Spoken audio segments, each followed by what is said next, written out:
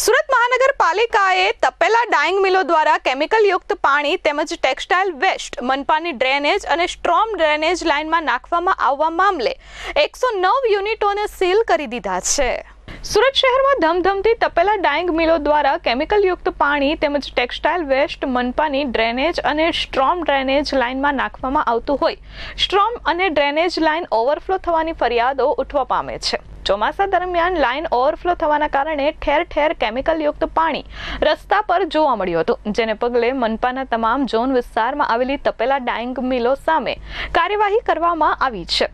ઉમરવાડા ખાતે નરસિંહ મંદિરની ચાલ તેમજ વરાછાના ઉધરસ ભૈયાની ચાલમાં ગેરકાયદે ધમધમતી કુલ 6 તપેલા ડાઇંગને સીલ કરવામાં આવી છે।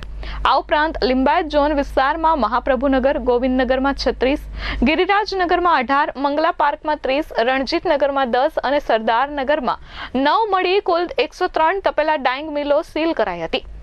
મનપાના વિવિધ ઝોનમાં ગેરકાયદે ડાઇંગ મિલો સામે આગામી દિવસોમાં કાર્યવાહી કરવામાં આવશે। Bureau report S24 news Surat.